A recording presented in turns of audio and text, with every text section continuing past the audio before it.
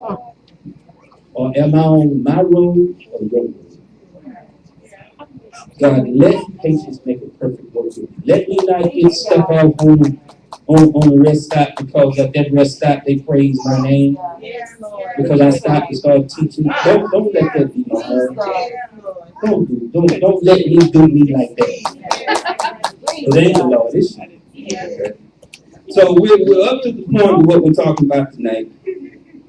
God told me this is it. It says patience is a virtue. Of course you don't find that in the Bible. You look up virtue on my word thing, there's no scriptures in virtue. But we live by this thing of patience is a virtue.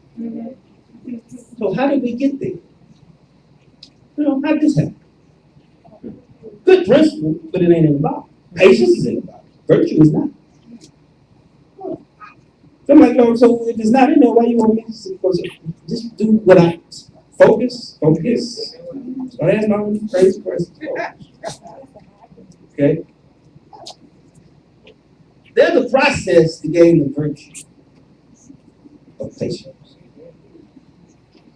Now, my wife told me, you've been teaching on hope and patience. You haven't used one scripture from Job. How'd you gonna get it tomorrow? Take me to Job. Well, our brother Job, he went through a hell of a process. Yes, he went through a hell of a process. Question is asked by many people, theologians, scholars, this everyday deacons. What did Job do? Yeah. What did he do? Now, I want y'all to hold on to the stuff I just recapped. For those who was here, those who wasn't, I hope I did a good enough job for you to get an understanding of hope and patience and what went into it. Okay? Hold on. If you're looking at it, body, heart, mind, passion. Keep that in focus. Some of us discuss, me and Pastor discuss all the time, one of the reasons Job got caught up with what he caught up because he was doing sacrifices for his children, and nowhere did it say Job was a priest. And the only those people supposed to be sacrificing is, unless God tell you, was a priest. Yeah. Could be tonight. No. But that's what we thought about. He did something. Well, that was a discovery on some of the commentaries, and we'll get to that point. But one of the things they discovered as you read through, and that's the thing I never did. I never read all the way through Job because it's got this poetry in a lot of chapters that is boring. But him and his partners start getting into it, it'll put you to sleep. But it's going on. Man, really? But what God gave me is go on the internet, get a free audio Bible, listen to it. Right. Job lasts about 30 minutes. It goes through like that. I listened to it about 4 times. And I started to discover that there's something that lines up with the commentary. Job didn't have a humble heart. He was so good at being righteous that he stopped realizing his righteousness was because of God. He thought it was because of him.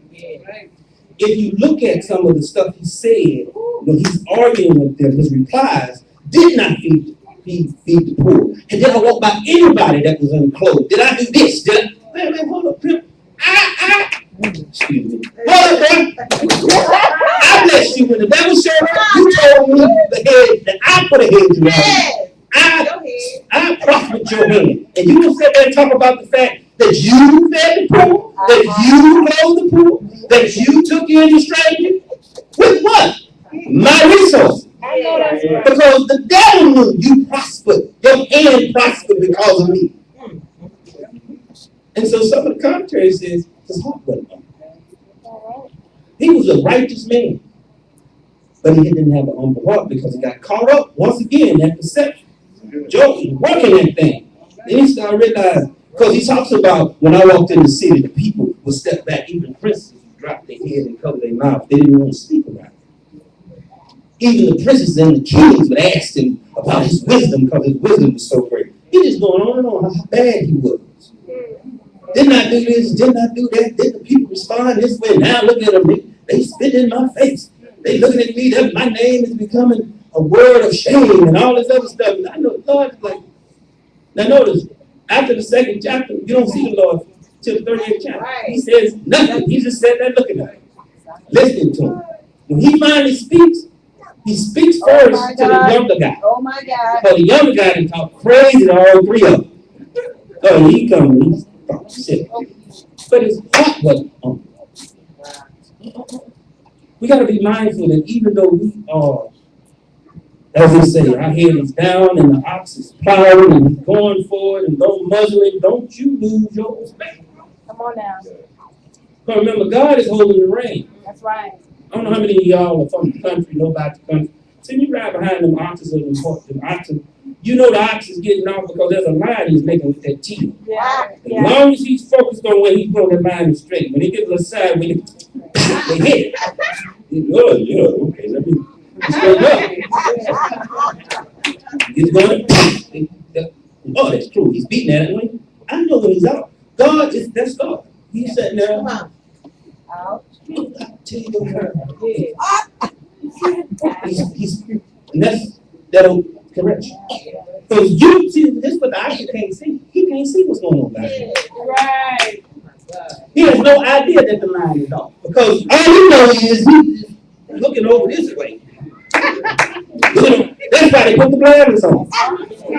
So they can't keep your mouth in the corn that you eat and keep pushing this way. But if just in case your mind starts wondering, like you see a bird flying, That's real. see, okay? That is what Job's issue was, according to some commentary. We don't really know, according to some. And so it's a good lesson to learn because we all pray to it. We see in the first, what's the name, how perception is extremely, it's not even thin. It says that it's vaporous. Like a vapor that you can just go off. Right here, from here to here, off 1 degree or half degree is nothing. Get a mile down the road, way over there. So you got to be mindful. You got to stay close. You got to stay focused. Virtue, conformity to a standard of right. Now, some folks say virtue and morality is the same thing. I wasn't taught that. I don't know what you was taught, but I'm teaching, so I can give you what I was taught. Virtue is not relative. It's a principle. No matter where you walk into it, whatever that is standard that you are going to work in, you do it. Even if you don't like the person, you do it. That is a form of your character. That even when, you know what, I'm supposed to do, all right, I can get it, but I'm doing it for you. That's a virtue. That standard that you set, that God set, who never set, that's what you do. Because it said Jesus died for us while we were still yet sinners. Yeah. He didn't make a point of saying, well, shouldn't I just die for the righteous? Shouldn't I just die for the ones that just trying? Can I die for just Job or Abraham? Why gotta die for folks who don't even like me, who's scoring my name? Virtue is everybody. No matter what the principle is, you do it. Morals are relative.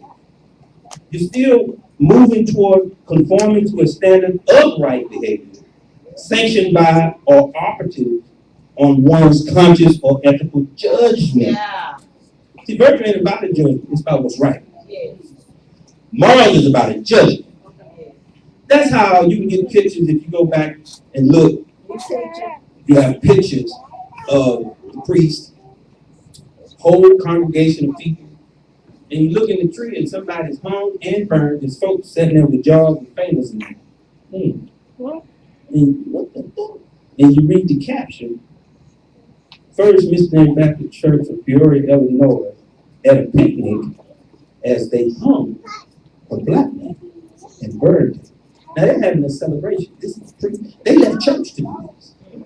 In their mind, whatever he did was justifiable for that action. That's a moral. That's not a virtue. Because the virtue says, thou shalt not kill. Yes. So no matter what he did, you shouldn't have been killing him. So we're talking about patience, a virtue of patience, which means if I'm on my road of patience, not that they cut me off, they sideline. I mean, I'm in the ditch. I'm completely off my path.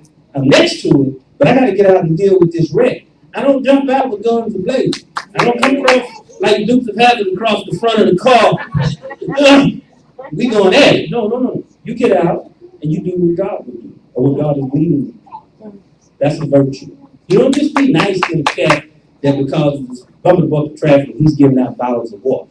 And no, virtue is a principle that is not relative. For every situation. In looking at Job, this is a great teaching of what I would say we as Christians go through. First thing, Job, virtue was attacked. Virtue is your character. I'll show you how that lines up with the body example. Virtue is your character. Job's character was attacked first by the devil. Lord, the sons of God is coming, the first part. Everybody read that part. Sons of God come before the Lord, and the devil comes to you, Satan comes to you. And it seems like God is being funny. I don't know, maybe this is my perspective, but he just kind of looks at the devil like, I've already dogged that cat. He has no chance. At some point, it's all over for him. I'm really going to just kind of salt this situation. Hey, man, what you been doing? You ain't bothering nobody else. But that's just my little sick man. It makes me laugh, okay? Funny to me. Right? But anyway, God asked him, going to and fro. The devil didn't say he's going to and fro doing anything. If you read it, he said, I've been going to and fro throughout the earth. He didn't say I was bothering anybody. He didn't say I was devouring anybody. He said, I'm just going to and fro. He just going. Probably thinking about, I got kicked out. You know, you spend time yourself to think about the mess up you did. Now, when his boy shows you, God is so right because I'm better. He's doing all that old book, all that evil. If he wasn't more powerful than me. Yeah. But when he get by himself, I got messed up. I ain't no bit. Job say, "Ow," and I'm paraphrasing. I only reason that dude like you because you can put a hedge around him. I see him. Yeah, ain't nobody paying attention no more. What I'm gonna do with him? You won't let me touch him. He gonna do all he gonna do for you because of what you do for him. Yeah. And I'm telling you now, if you take it from him, he'll curse you in your face. Don't come throwing him up in my face like he's some virtuous person. Anybody do that for? Put a head around anybody and treat him like that. So I said, no. I give power over him. Notice, sidebar. The devil don't have power over you. The devil show up when you stop listening to God, he will get your attention. And he releases it on you. Okay? You don't have power. Understand? Now, if you give him some power, well, that's enough stuff. But stop running around here scared of the devil. You got more, because of the blood of Jesus, you got more power over him than you ever want to believe. Okay, now. He goes. So he attacked his cattle. He goes, destroys his cattle, belongings, and killed his kids. That was the second attack. The killing of the cattle and destroying everything, that didn't phase Job. Because if you've been with God long enough, you know he's with you. But the kids got killed. He's still up there. That's just talk that. He got up. Oh, Lord, Jesus, not the children. You got to understand something. Our hope, part of our hope is in our kids. Because it says when I have a child that I'm going to continue to exist. I'm going to continue to grow. Because they continue to grow. I'm going to come to an end in this vessel, but I'm going to live in this. And if you know the Jewish tradition, that's why they were so stuck on having children. Because of their lineage. Their lineage is locked in them. That's why if a woman's husband died and their brother slept with her and she had a child, that child wasn't considered his, it was considered his brother to continue his lineage. So to Job, you have killed my existence. When I die, I'm done. I'm destroyed. So he got up and tore his clothes and put the ashes on. But what he did not do, he did not curse God. He said one main word instead. What the Bible says. Then, of course, the Son of God coming back. Here comes the denial. After the first go around, you think the devil would have learned? No, he come right back around now. God did, see, told you before I wasn't going to fall for him. I told you. He said there. Now, notice, now you need to understand the story. The kids are gone, the cow is gone, but he still has wealth. He still has his house, his servant. He never did not have his servants. Because if you read farther down in one of his arguments, even my servants don't even answer to me. You going through all this, you got answers. You got people still answering. So he still has provision, which lets you know no matter how God works on me, whatever he's giving me to keep me in my provisions, he's not going to take it all. I'm still going to have a means. Okay? I'm never going to be destitute. Okay? So, they come back. Now this time, the devil tell him, let's call skin for skin. You let me touch his body. Right. Which means some people don't have enough faith, hope to know that things come and go. But let me get that body and see what happens. I said, you're going to do it, but you better not kill him. Matter of fact, you won't have to save him or something if you take it too far. Which means that I release this power, but I retain the power from what you're behind if you don't do all of what I say to do the way I say to do it. Know who you're talking about. It's like God, even though he's kind of being cool with it, he just kind of hipped him back to, you know who I am, right? Don't play with me. You won't say it. If he showed up in front of me and I didn't bring you, I'm coming for you. Understand that. Went at his body.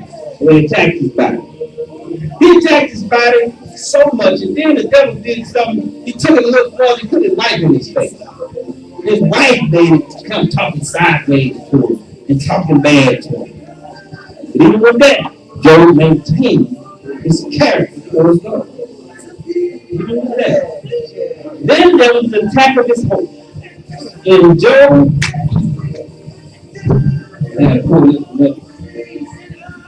in Job 3 and 11. And I'm going at this pace on purpose because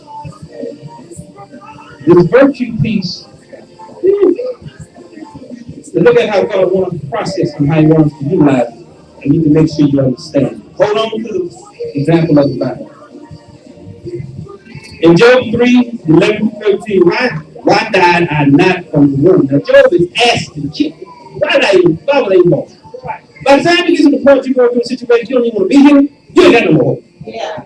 You don't even want to be on the list of being in the earth. Job said, why was I eat not from the womb? Why did I not give up the ghost when I came out the belly? Why did the knee prevent me? Or why did the breast that I should suck? For now should I have lain still and been quiet. I should have slept then had I been at rest. He said, I'd have been better off still than the way I'm living right now. I can't take it. You didn't attack my mind. You don't know nothing about the virtue piece. You didn't attack my body. Most of us know you start hitting on our body, we're going to start getting real sideways. You're going to start, can't take this. But now, I'm attacking my hope. Because I can't take this. I would rather be dead. And in Job 19:6-7, know that the Lord hath overthrown me. Now, this is where you get into this walk's not home. I didn't put a hedge around you. I didn't prop your head. I may have taken some things. Your children may have died, but you still alive. You still have service. You still here. Free. And you're going to come out here and start talking about that I've overthrown you. I've compassed me in the net. The net of what? The net of righteousness? What are you complaining about? You know, I cry out of wrong, but I am not heard. I cry loud, but there is no judgment. I ain't saying God ain't listening to me. Okay? Then, his patience. Wait. Finally, his patience is given up. In Job 10:18-22, wherefore then hast thou brought me forth out of the womb? And back talking about even coming to the dead. Oh, that I should have had given up the ghost, same old thing. I should have been as though I had not been. I should have been carried from the womb to the grave. Still, he just are not my days. You cease them and now he's asking, kill me. To give me some cover. Before I go, whence I shall not return. He's talking about going to the grave, even to the land of darkness, shadow of death, a land of darkness, death, darkness itself, and the shadow of death without any order. He would rather go to hell, a place without any order of darkness, than to be where he is right now. You're talking about a perspective that they got on. Yeah. You're talking about, I'm not looking at what, I'm not thinking about what God has done. I'm not looking at what he can do. I'm focusing on right here. I'm right here. By chapter 10, his boys had showed up. His boys are irritated. His boys are like that religious group of people. They got great answers, but they're coming from the wrong perspective. Yeah. They tell you everything is right, but they tell you with condescending self-righteousness in their voice. You can't have to sin, man. God wouldn't do this to a righteous man. Right? And Job was going, wait a minute, I am not sin, I am a righteous man. And then the next one get up. No, man, but here's the cool thing about it. This thing that tipped me off that this is something. Job, once he puts the ashes on him, his boys show up by appointment, according to the Bible. When they see him, they are so thrown off by his state that they rip their clothes, put ashes on them, and sat without speaking for 7 days. Yeah. At the 7th day, Job spoke. Yeah. And he started talking. And he started talking about how things are so hard. And then his boys got up and lit into him. They started giving him the business. For real, they did. They started just letting him have it. Then this young cat who showed up, I don't know when the Bible doesn't say when he really, but he just shows up. He said, well, I ain't say nothing because I respect y'all. Let me tell you something. And he let off for him. So he groups them, Job, and everything. They didn't tell him how he's speaking for God. I'm like, this is crazy. So his patience is gone. But what never faltered. Job always spoke against his condition when he spoke bad. He spoke from a place of selfishness. But what he never did, he never spoke against God. His character never fell short of speaking righteous of God. In Job 7:3-9, the righteousness also shall hold on his way. And he that hath clean hands shall be stronger and stronger. In 17:15, and where is now my hope? His hope. Here is talking about in God. As for my hope, who shall see it? He's talking about God. In Job 19:23-29, Job has let them know God can destroy this body. He has. But what I will not do, I will never not believe that he can solve this problem. He's constantly holding on to his virtue. Job 23:6-12. Once again, he's talking about how God is going to strengthen him, so on and so forth. And the last one, Job 27:1-6, and this some more. Job attests his sincerity. Now, here's the deal about the virtue. We talked about the body of belief, the heart of hope, the mind of faith, the path of patience. Virtue is how you are. It's your character while on this path. The Bible speaks of the fact that you shouldn't look like you're fasting. You shouldn't look like you're struggling. If you do, it's because you're focusing on the fast. You're focusing on the struggle. You're not focusing on God. God is saying with this virtue piece, patience is a virtue because it creates in you a situation where all you think about is God and what He's going to do. Oh, I had a flat tire. Well, God gives me the strength to get out and fix it. Yeah.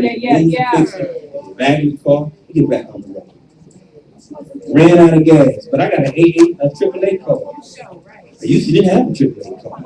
Used to have to call my uncle. He didn't want to come. Then he charged me when he came and cussed me out.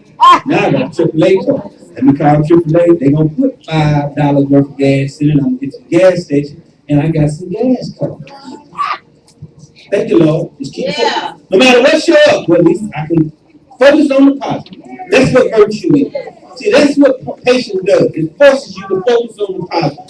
Because if you start focusing on anything that is not positive while you're on your place, waiting, if you start focusing on the fact that He did raise Jesus so He can do anything, if you start focusing on the fact that during your place of preparation, you stop listening to instructions and start mumbling and murmuring going on, your road will get long and hard. Real quick. Yeah. So virtue is your attitude. Not just your attitude about the situation, it's your attitude towards God in the situation. Because we can have a good attitude driving, because I'm driving a Bentley. So it's so what? I'm excited about the folks watching me in the road in the traffic jam. I'm really excited, but I'm not focusing on God at all. Yeah. I'm not thinking about God. I'm thinking about what he done. I'm thinking about what he's going to do. God is saying, in virtue, your character towards me stays proper. Not that you just watch me, but watch me like you like it. Watch me like you enjoying this process. I want to hear it. Because what I'm going to do for you on the other end of this situation, nobody can do it. Nobody can put you in a place in your mind to destroy what you think and how you think, your education, your exposure, your experiences that has created you. No one can recreate you in a place in your mind that allows you to see where you at has been the best place you can be. Nobody. But your attitude has to be proper.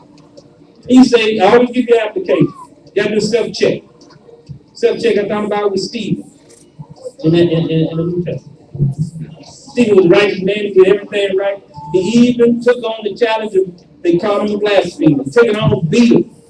Then finally, he had the conviction of righteousness, and he told him, you a bunch of, y'all killed Jesus, and you still don't want to hear about the Holy Spirit. At that point, they decided to kill him, but at no point did he focus on where he was. He said, shut up. He never stopped talking, and he never looked at the fact they're going to kill me. Yeah. In a harsh way. Yeah. They're going to take these rocks, they're going to throw rocks at me until I die. But his hope was so focused on God that before the tragedy of the stoning started, God gave him a vision of who he was, and he saw Jesus and God sent him. Yes. To the point that he said, don't harm me. Just like Jesus, don't harm me. Don't touch me. Because I know where you have me going. And where I'm going, I'm going to be better anyway. So this body can go. You can take it. Don't harm me. That's the type. When you're in this situation where God is working on you and you're trying to hold your virtue of patience and you're going through the process of instruction for preparation for what God is going to take you, you're waiting in expectation, you're remembering that God raised Jesus. Hey, God say, hey, check yourself sometimes because that line of deception is so thin. I can't get caught up on what he's doing with me. Yeah. You know, we pray when we get up in the Lord and you speak. And you speak through me. It sounds good until folks start shouting. Start jumping around and responding to you. Put money in the what's name. See, when they start putting that money in and moving. Yeah. And the Lord said, my son Job, he did not give up his virtue, Jesus. Can I get it? See? Oh, I'm a good just not until God pushed him to do it one day. I'm here.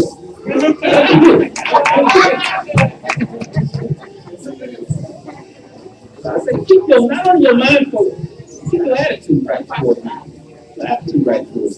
So virtue, your character, your perception, your attitude towards God must stay right until your day of redemption and deliverance. That's yours good. Now here's the kicker. I'm gonna let y'all out here because we had to be stressed just now the service. Remember, at the end, before Job got his double, we like to talk about the double. Double for his trouble. That joker had to minister first. He had to pray for his friends who had to bring sacrifices to him for their nonsense. Sitting there talking about, because God let us know, ain't none of y'all said nothing right for me. None of them. You've been talking wrong for me the whole time. The only one who held up his virtue was Job. My God. God told him. He told him. Now, they have to bring burnt offerings to him because they don't have a relationship with God that the burnt offerings and the prayers don't work. Job had to pray for him. You say, well, that's good. I don't have a problem ministering. He's ministering with his skin falling off his bones. He's ministering with no teeth in his mouth. Let me tell you what Job was dealing with. This Bible is a good Bible. These are some of the afflictions Job was dealing with. Talking about a living death. Pain from bones from head to toe. Severe itching and irritation. Of course, he had grief, loss of appetite, agonizing discomfort, insomnia. That means you know you go crazy if you can't go to sleep. Right. You would go crazy if you can't go to sleep. You would lose your mind if your body doesn't allow you to, or your mind doesn't allow you to rest. Amen. Better say that. Worm and dust infection.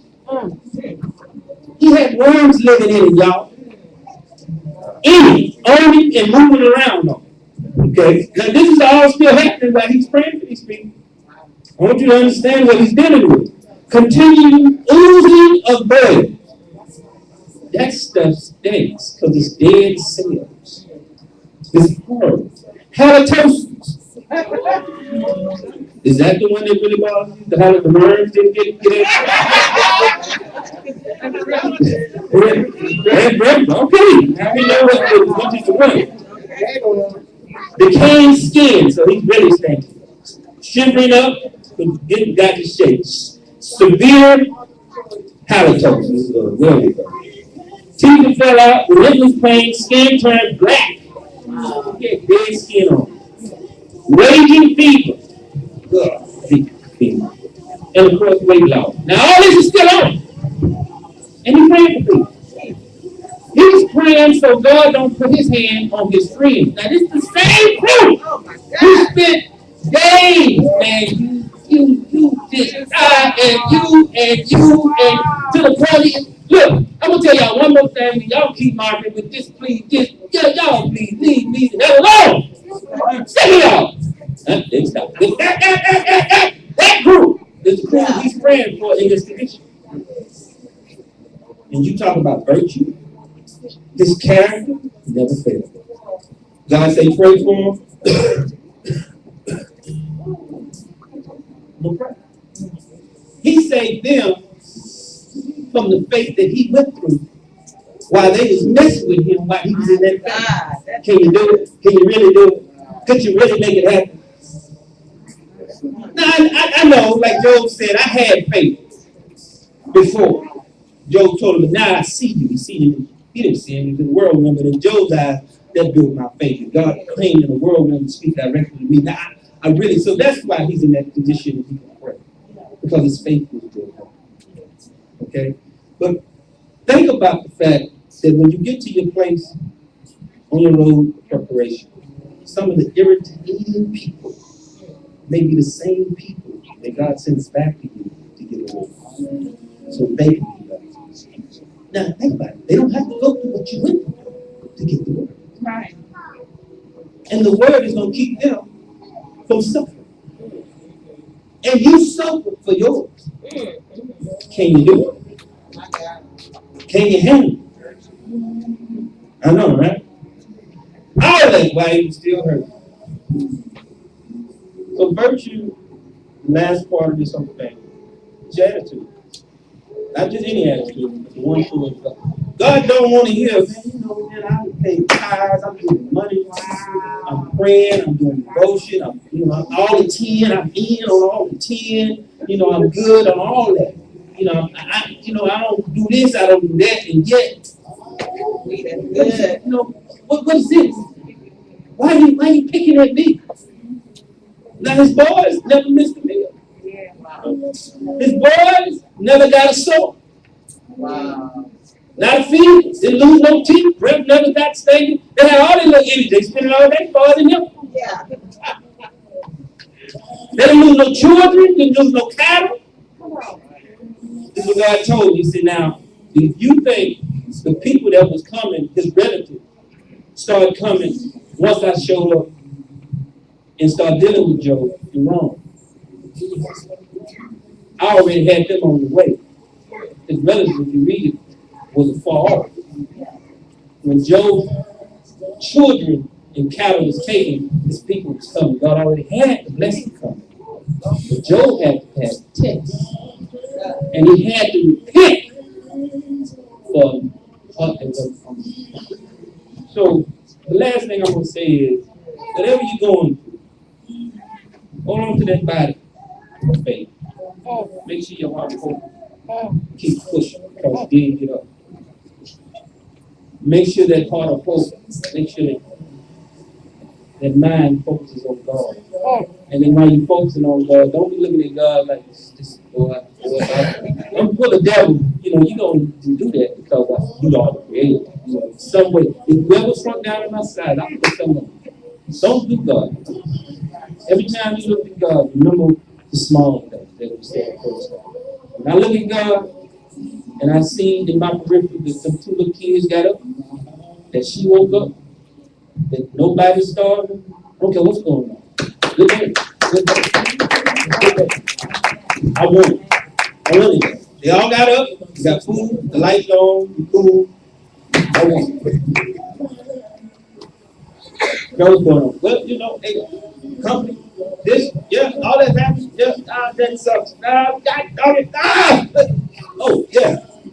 Oh, I'm home. Oh, they all, nobody's in the hospital, nobody's in jail, nobody's in the cemetery. It's a good day. It's a good day. That's all. It's a good day. That's what keeps me focused. Keeps it 100 right there. Because I got a lot of crap coming from where I came from, but where I started to where I went to, where I'm at now, that I can and I'm not putting my coattail. God solved that problem of murmuring. That's right. Yes. It's nothing harder. I had to be going through and help somebody that's harder than me. That, that hurt. So, in all that you do in that position, hold on to your character, because when you pass the test, what you've been waiting on as a resource to help you out of that situation, to restore you, that God is going to use, don't let it be on the way because you act foolish like the children of Israel, what is right in your hands. You looking at the promised land. You looking at the resources come at you. And God say, really? That's where your heart is? Let me send you back to some stuff. Because your heart gonna be right before they get there. Job's heart had to be right before the blessings come. Had to be right.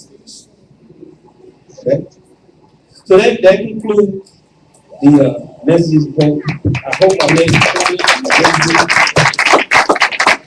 I didn't know how I was going to go. I had a second song, and my song person was gone. Did you do this? And we was going to dance, y'all. And look, yeah, we were going to all dance. We was going to praise and dance about the place of redemption and deliverance right now. And then y'all sound like y'all down, but we do it, we still do it. Now, I know y'all ain't never seen me shout, because I've never did it. But I saw a lot of people, I played it real good. Yeah. Coming up Church of God in Christ, I seen a whole lot of them. I seen a whole lot of them. A whole lot of them. Yeah! Oh, you gotta play. But you know God, when you go,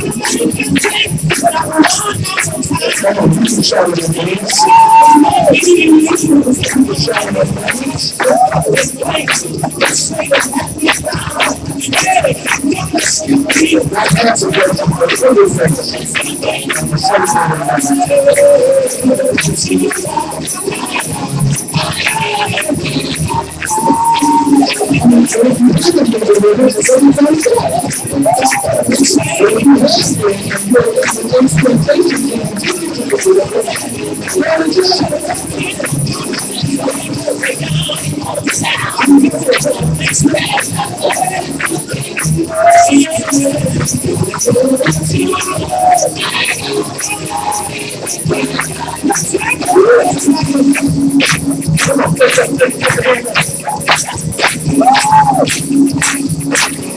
how they used to do it in church.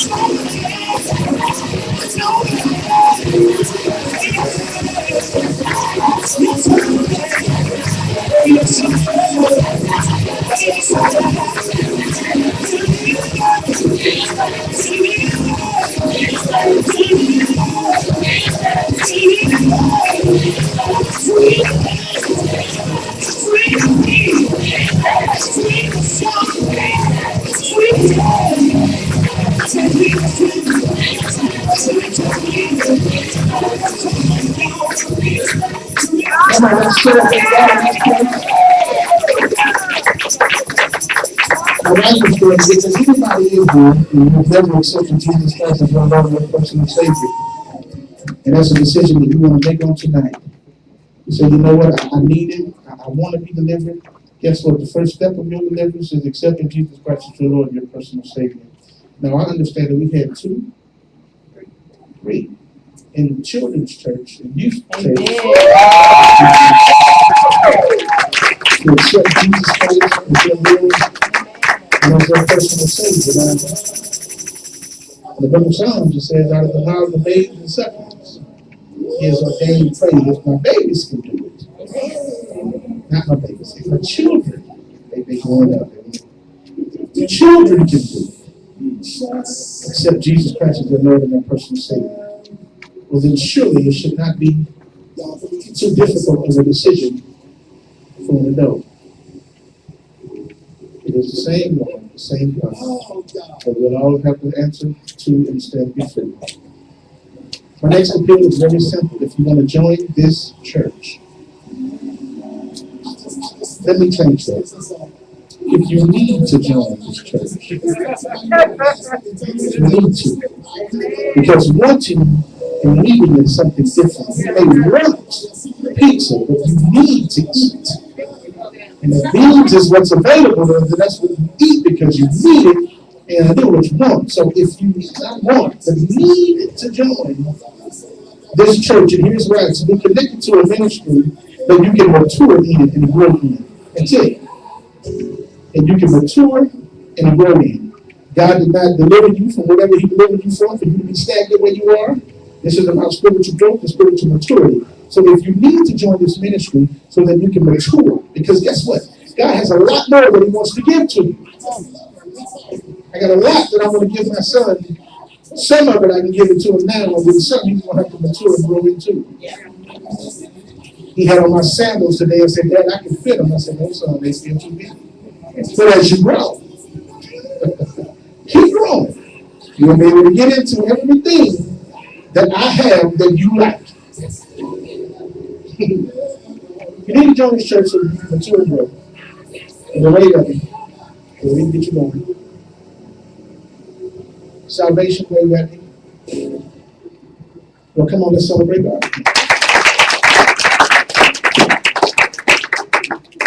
You may be seated. Man, thank you for allowing God to use you.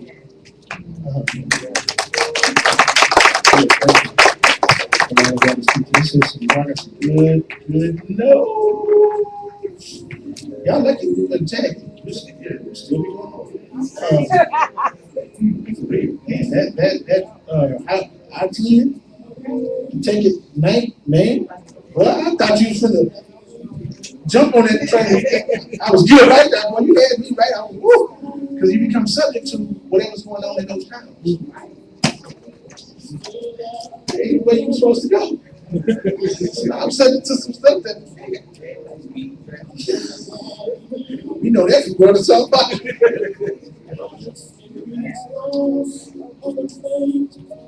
Keep your focus. Maintain your virtue. And your morals about yourself. Stop compromising your morals. Morals get sold every day. They get double selling every day. They get traded and bartered every day. We'll sell out a moral, satisfy the flesh in a second.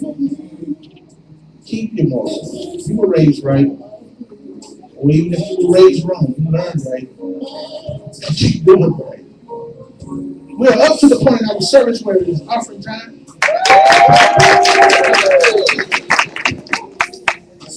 Here at our Living Community Church, we do not pay tithe, but rather we return it. Because the tithe does not belong to us.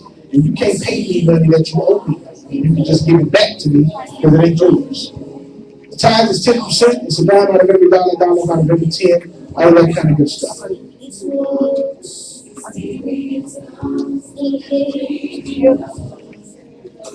The tithe was never abolished. Don't let nobody trip you up and fool you. From the Old Testament to the New Testament, tithing was never abolished. It was never abolished. Jesus said, I come to fulfill the law, not to destroy it. The law that Jesus canceled was the law of man. Because man took the law, added themselves to it, and made it weak. The law wasn't designed to be weak. But when you add yourself to something that God said, don't add yourself to, you weaken it. So the scripture tells us the law within itself was weak. But Jesus said, I didn't come to destroy what God said. I came to fulfill what God said. He even told the Pharisees, after you tithe, look what you do.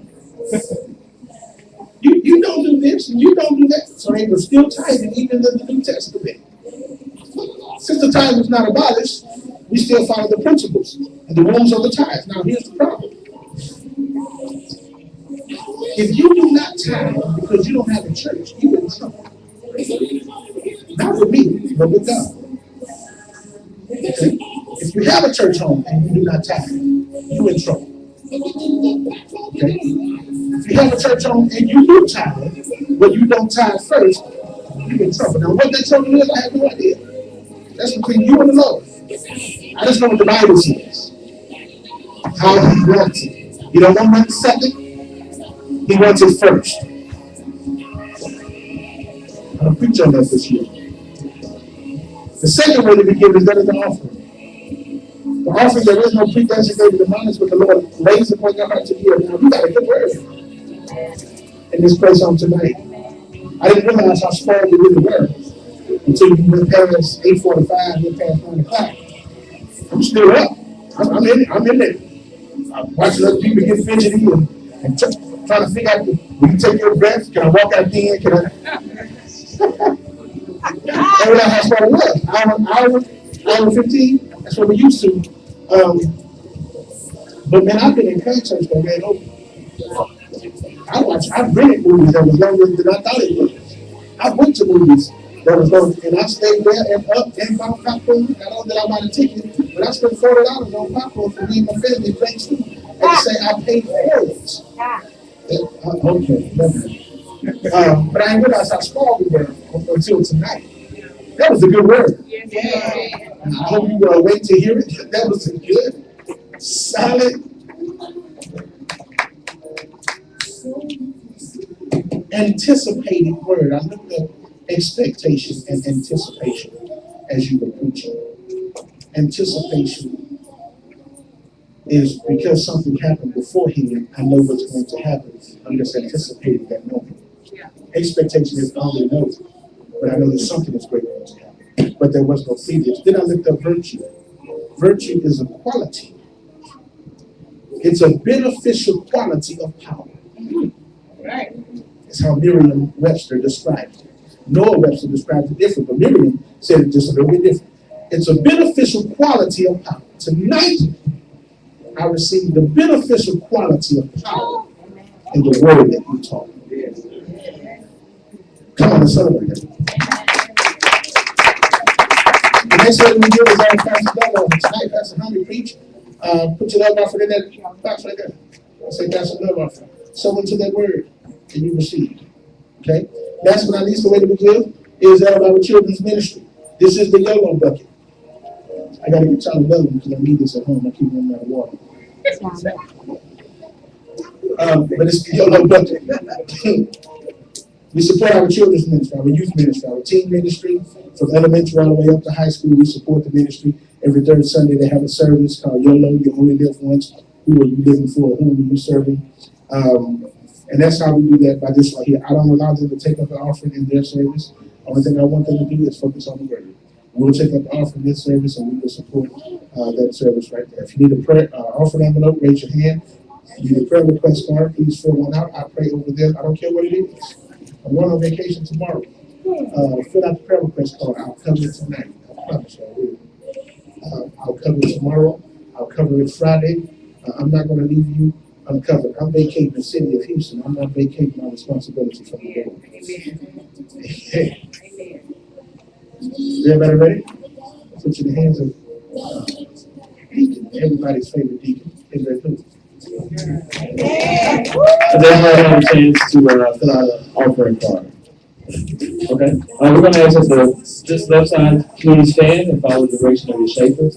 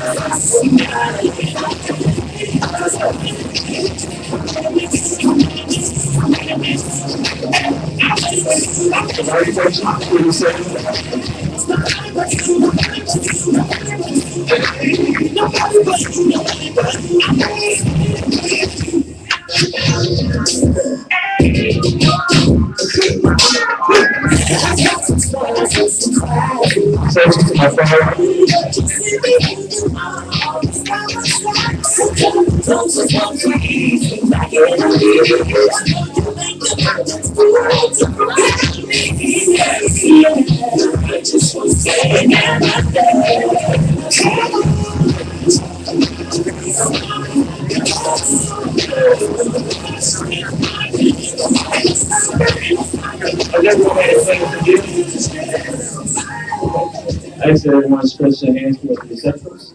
Heavenly Father, we come to you right now to say thank you. Thank you for these gifts, oh Lord. We ask that they be used to build up your kingdom. We thank you for everyone who had it and those who had it not. In your name we pray. Amen. Before I come on, Pastor, before she comes with the announcements, Deacon, I need a report on how your phone call and stuff went on.